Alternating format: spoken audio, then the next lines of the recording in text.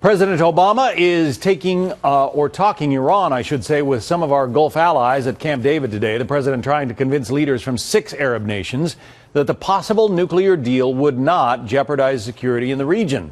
Thing is, only 2 actual heads of state are there. Among the leaders who stayed home, the King of Saudi Arabia, who took power just a few months ago. Last week, the White House said the king was coming, but a couple of days later, Saudi Arabia announced he was skipping it. Analysts say those nations are concerned Iran could get more aggressive if the U.S. eases up on economic penalties. In fact, the New York Times reports Saudi Arabia and other Arab nations are promising to match whatever nuclear capability Iran is allowed to have if and when a deal gets done, setting up a potential nuclear showdown. But the White House argues that's exactly what a deal would avoid. What we don't want to see in the region, and why we're pursuing a nuclear deal, is we don't want to see a nuclear arms race in what is already the most volatile part of the world. A deal with Iran contributes to that. A deal with Iran should make these GCC partners more confident that Iran is further away from a nuclear weapon and that there are inspections that can verify that. President Obama is set to hold a news conference later today.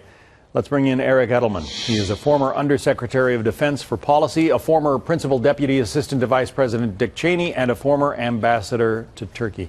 Ambassador Edelman, are we looking at a potential nuclear arms race in the Middle East here?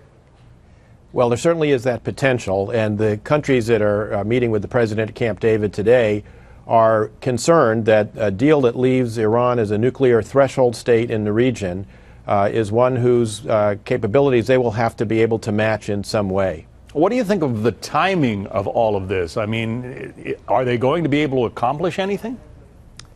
At the summit? Exactly.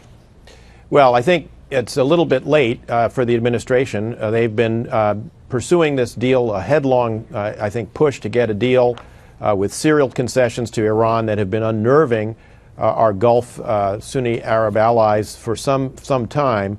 In some sense, the meeting is long overdue. I think the administration should have been reaching out to reassure them earlier. They're very concerned that the administration is trying to transform the situation in the region to create a new equilibrium, leaning more towards Iran than towards our allies, and that's what's the source of their discomfort. Eric Edelman, thank you.